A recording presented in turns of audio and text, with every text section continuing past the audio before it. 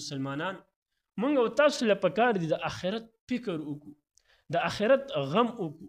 نن مونږ او تاسو د آخرت فکر نه کوو د آخرت دپاره غم نه کوو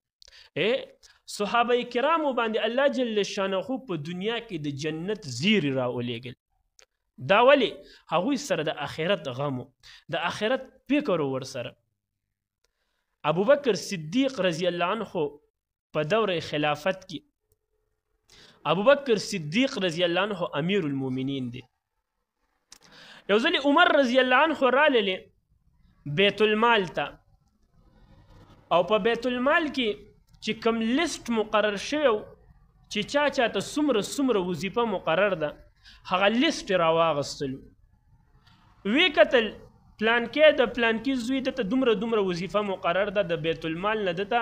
دومره وظیفه ورکول کیږي پلانکې د پلانکې زوی دته دومره وظیفه مقرر شوې ده دته دومره وظیفه ورکول کیږي دا ټول لیست عمر رضی الله عنه وکتل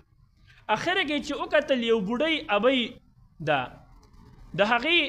نوم لیکل شوی دی لیکن هغې ته څه وظیفه نه ده مقرر شوې څه وظیفه ورته نه ده لیکل شوې عمر رضی الله عنه خفه شو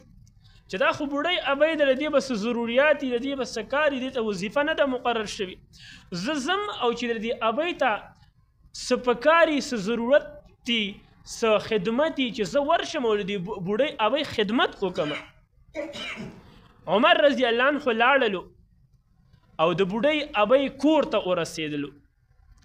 کله چې د ابۍ دروازې ته ورسېدلو د ابۍ د کور دروازه یې وډبوله کله چې دروازه وډبوله ابۍ ورته آواز ورکړو څوک یې څه مسله ده څه پکار دي ورته وایي زه راغلی یم ستا د خدمت دپاره عمر رضی الله عنه هغه جلیل القدر صحابي هغه ورته وایي زه راغلی یم ستا د خدمت دپاره چې تا ته څه ضرورت وي چې هغه درته وکړمه بوډۍ ابۍ ورته د هغه طرف نه آواز ورکوي ورته وایي بچي الله دې خوشحاله که خو یو ځوان راغلی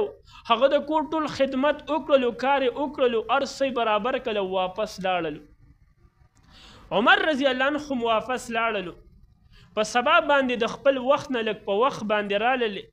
ګورو چې زه دا نوجوان وګورم دا ځوان وګورم چې دا څوک دی چې دا د بوډۍ ابۍ له راځي او د دې خدمت کوي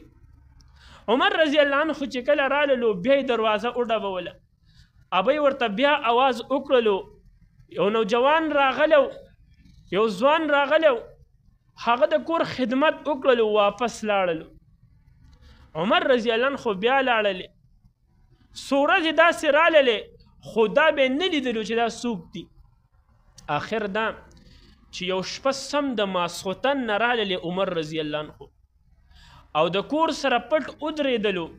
چې زه دا انسان دا بنده وګورم چې دا څوک دی دا بوډۍ ابۍ له راځي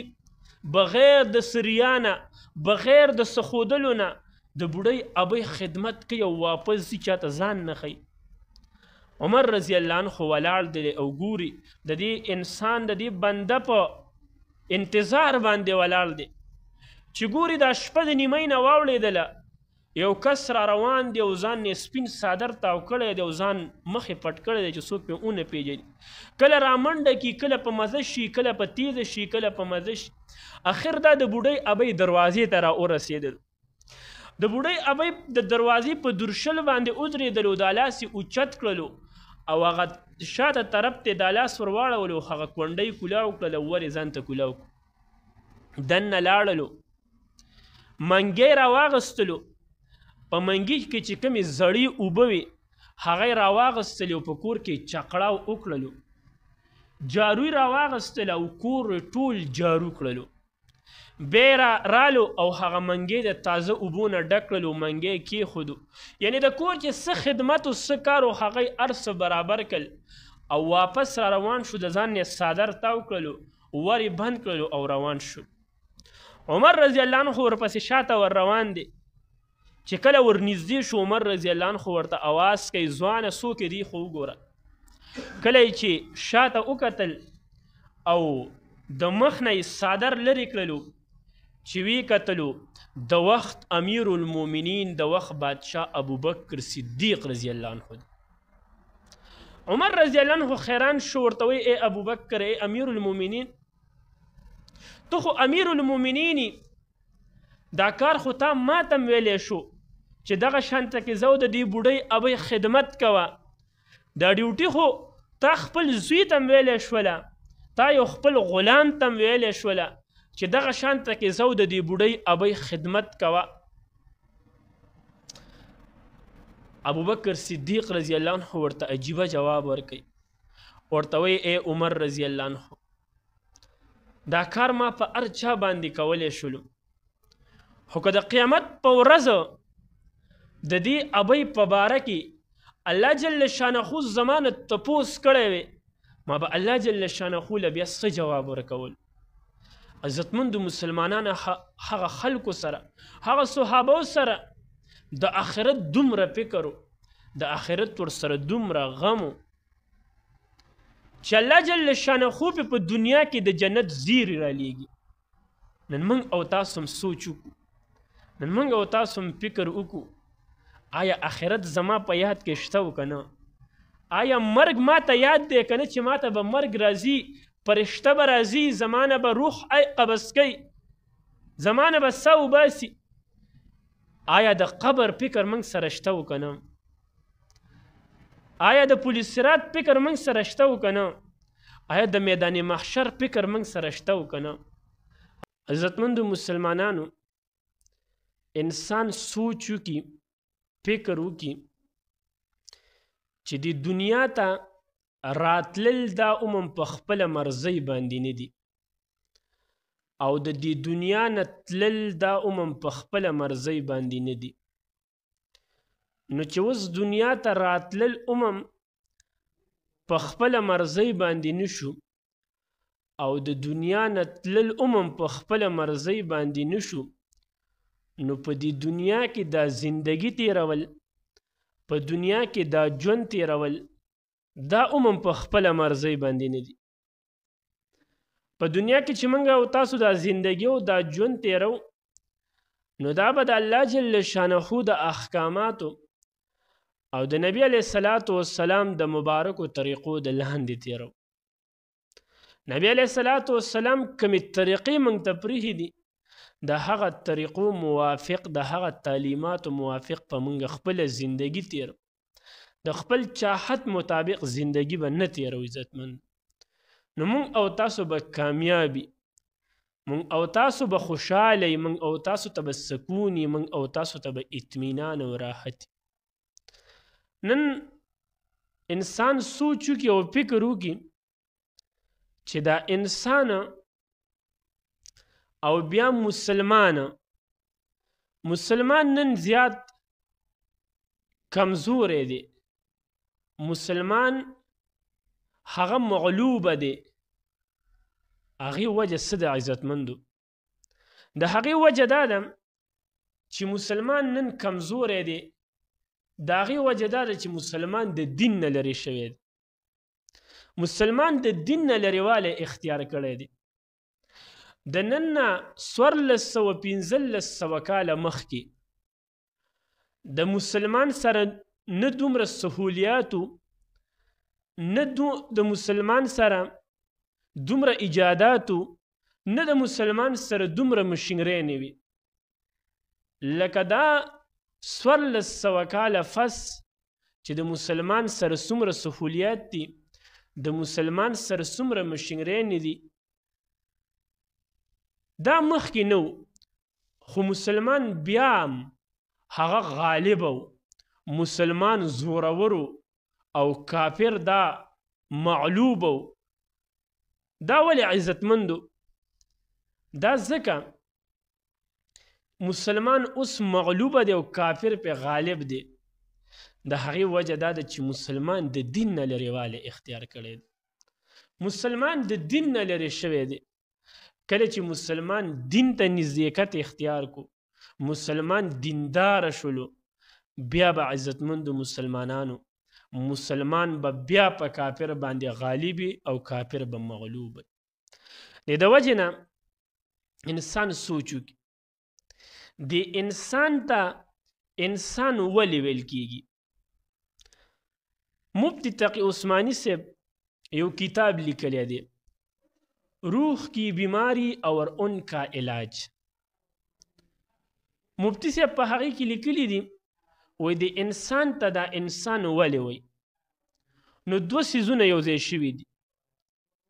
یو روح دی یو جسم دی. څنګه چې جسم ته بیماریانې لګي دغه شانته کې روح ته هم بیماریانې لګي. نو انسان ته انسان ولې وایي؟ انسان ته انسان د دې د وجې نه وایي چې د دوه څیزونه یو ځای شوي دي، یو روح دی یو جسم دی، د دې دواړو مجموعه ده انسان. اوس جسم ته چې څنګه بیماریانې لګي تبه ده، زکام دی، ټوخی دی، عزتمندو مسلمانانو نو روح ته هم بیماریانې لګي. اوس د روح بیماریانې څه دي؟ تکبر دی، بغض دی، حسد دی، کینه ده، غیبت دی، چغلي ده، دروغ دی. دا روح بیماریانې دي. څنګه چې موږ د جسم د بیماریانو علاج کوو نو هغه علاج چرته کوو؟ هغه علاج د چا نه کوو؟ د جسم د بیماریانو علاج چې موږ کوو نو موږ چرته ځو؟ اسپتال ته ځو. علاج کوو د چا نه؟ نو د ډاکټر نه د هغې علاج کوو. اوس عزتمندو مسلمانانو موږ سره خو د جسم د بیماریانو غم او فکر شته دی، خو د روح د بیماری فکر او غم را سره نشته دی. د روح بیماری علاج به کوو د چا نه او دا به کوو چرته کې؟ نو د روح د بیماری علاج به کوو په دعوت التبلیغ لاره کې، د روح د بیماری علاج به کوو په مدرسه کې، د روح د بیماری علاج به کوو په مسجد کې. دا علاج به کوو د چا نه عزتمندو؟ دا علاج به کوو د علماء کرامو نه. علماء کرام به زموږ د روح د بیماری علاج کوي. نن عزتمندو مسلمانانو هر انسان وایي ماته سکون نشته، اطمینان راته نشته، خوشحالي راته نشته. دا ولې؟ نن موږ سره د روح د بیماری د علاج غم نشته دی. اشرف علي تانوي صاحب یو لوی عالم تیر شوی دی. اشرف علي تانوي صاحب یو ځل د علیګړ کالج ته رالو. علیګړ کالج ته چې راللو د علیګړ د کالج چې کوم پرنسپل نو د کالج ټول سټوډنټان یې ورته راغونډ کړل. نو کله چې اشرف علي تانوي صاحب تقریر شروع کړلو نو د هغه کالج د علیګړ د کالج کوم سټوډنټانو د هغوی نه تپوس وکړلو. ورته وایي تاسو چې کله بیمار شئ، بیمار او تاسو باندې بیماری راشي نو تاسو څه کوئ؟ وایي تاسو خپل هاسټل ته یو ډاکټر راوغواړئ. هغه ډاکټر د دې دپاره راوغواړئ چې هغه ستاسو علاج وکړي، ولې تاسو جسماني بیماران یې. نو چې تاسو له هغه علاج وکړي او تاسو مطمئن نشئ، ستاسو علاج ونشي، ستاسو ټیک نشئ، نو تاسو بیا څه کوئ؟ د کالج نه بهر وځئ، بار یو ډاکټر د هغه نه خپل علاج کوئ چې ماته زما دا بیماري ښه شي، ماته صحت میلو شي، تاسو سره فکر یې، غم یې در سره. وایي که په هغې باندې ستاسو تسلي ونه شي تاسو وایي بیا لاړ شئ اسپتال ته او هلته د یو سپیشلیست ډاکټر نه علاج کوئ. خو چې تاسو تر څو پورې تسلي میلاو شوي نه او صحت درته میلاو شوي نه نو تاسو ګرځئ مخکې ځئ او د خپل علاج د جسم د علاج غم کوئ. لیکن اشرف علي تانوي رحمه الله هغه سټوډنټانو ته وایي نن موږ ټول روحاني بیماري خو موږ سره د روح د بیماری غم نشته دی. نن موږ سره د روح د بیماری د علاج فکر نشته دی. د دې وجې نه عزتمندو مسلمانانو موږ له پکار دي چې موږ د روح د بیماری علاج وکړو. د روح بیماری علاج به چرته کیږي او د چا نه به کیږي؟ هغه به عزتمندو مسلمانانو دعوت التبلیغ په لاره کې کیږي، په مدرسه کې به کیږي، په جومات کې به کیږي، د عالم نه به کیږي. د دې وجې نه عزتمندو مسلمانانو الله جل شانه دې زموږ او ستاسو په حال باندې رحم وکړي. الله جل شانه دې موږ او تاسو کې دینداري راولي. نبی علیه الصلاة والسلام په دنیا کې زندگی تیره کړله او ژوند یې تیر کړلو. نبی علیه الصلاة والسلام او تاسو ته تعلیمات پرېښودل. ای زما امتیانو تاسو به د خپل چاحت مطابق زندگی نه تیروئ، تاسو به د خپل چاحت مطابق ژوند نه تیروئ، تاسو به د الله جل شانه د احکامات او زما د مبارکو طریقو موافق په خپل زندگی تیروي. کله چې عزتمندو مسلمانانو د دې موافق خپل زندگی تیرول شروع شي، الله جل شانه د انسان دنیا خیسته کوي